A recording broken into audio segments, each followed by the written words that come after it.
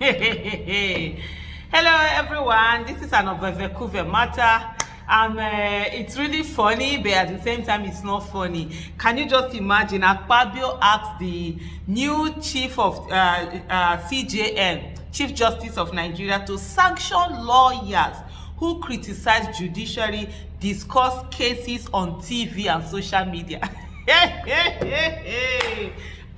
Akpabio, someone that if Nigerian judiciary system, Nigerian prosecution, Nigerian investigation, the Nigerian system, if there was rule of law in Nigeria, should be out there defending himself before a competent court of law, is the one that is today saying that lawyers should be sanctioned if they open their mouth and talk about cases or criticize judiciary on social media, on TV, and and all of that. All they want to do is that they actually want to gag people, just ensure that nobody is speaking, everybody is afraid. They are doing everything possible to take us back to, Abacha's era, when people were literally afraid to even mention Abacha's name inside their innermost rooms in their houses. But they've forgotten that this is not 1997 or 1996, that this is actually, 2024, and a lot has gone beyond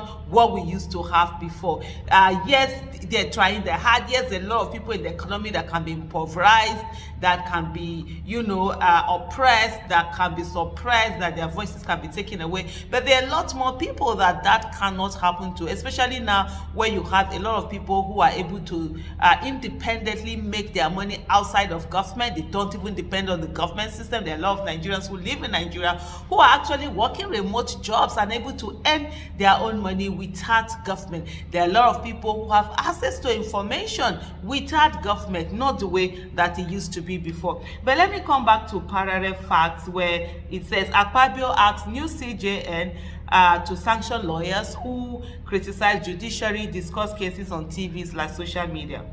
Godswill Akpabio has advised the new Chief Justice of Nigeria, CJN, to punish senior lawyers who are fond of appearing on television to criticize the nation's judiciary system or comment on cases in court.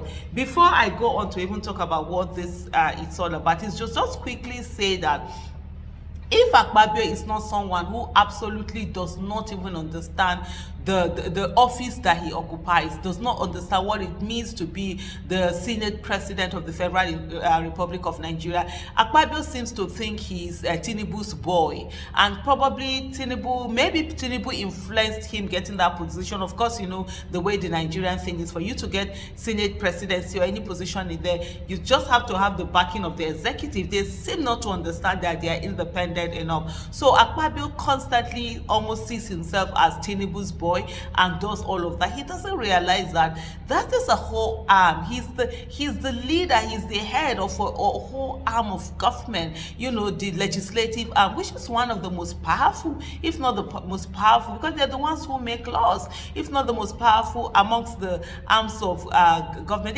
There is separation of power. They're supposed to be able to checkmate each other, but there are some that certainly they have certain powers more than this one. Why I'm saying this is the fact that the CJN has been sworn in without the approval of the National Assembly, which isn't supposed to happen.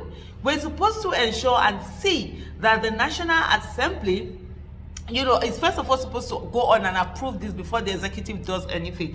He's not angry that he was sidelined. Of course, this is somebody who has literally said that he's ready to be a slave to Tinubu no matter how it is. So I'm even the one here drinking Panadol for his headache. But hey, I have a big mouth, and I might say they do me anything, so I'll kukuma drink the Panadol for his own headache that he suddenly doesn't seem to have focus on how to oppress the voices of others the way he has been oppressed, even though he happens to be the Senate President of the Federal Republic of Nigeria. And so this is someone who came, he wasn't even, they didn't even bother to come to the National Assembly or anything, and they've done what they've sworn this person in, and then they're not coming in to tell him that, just put that your stamp, and he can't see that.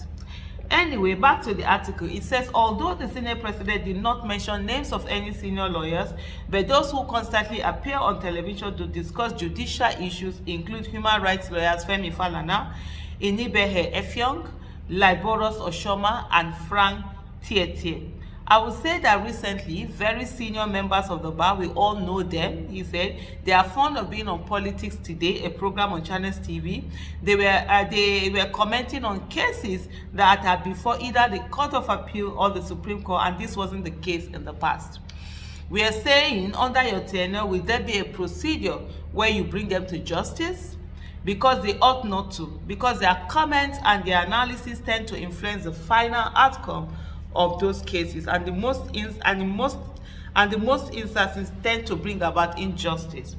They will go out there, instead of arguing the cases in the court, they will go and sit down on television and be arguing the cases on television. Akpabio said, I shall calm down, I shall calm down, I shall calm down. Is Akpabio for real? Or he thinks everybody wants to be a slave the way he is a slave? Is that what this is all about to Akpabio? Or cases shouldn't be discussed? Is it the people that are in the court, are they not in the court? I mean, is it all the lawyers that are taking on the case? The lawyers that are there, they are not discussing this matter on TV. They are going to the court and discussing it. And then there are other lawyers who are putting in their two bits into it and say, this is this, this is this, this is that.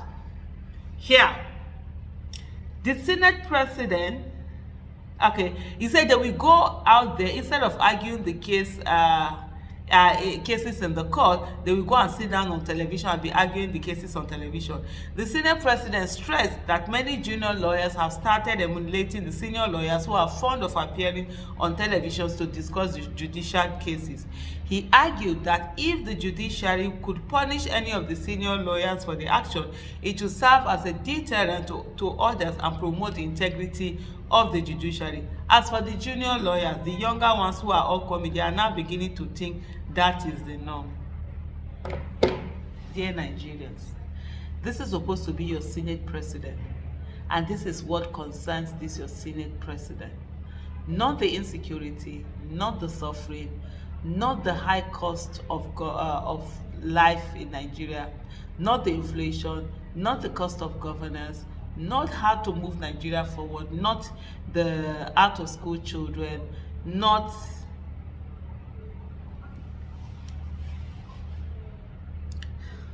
the many problems facing Nigeria. All that seems to matter to him is that how do they ensure that people don't go on TV and talk about cases and talk generally. This one is just there. They will start with the lawyers. Before you know what's happening, they will put it on everybody that we are not supposed to go and even discuss Nigerian matter on TV, on social media, or anywhere. We are just supposed to keep mum and continue to slave after them and just watch them destroy our country the way they want to. But you know what? It will not happen.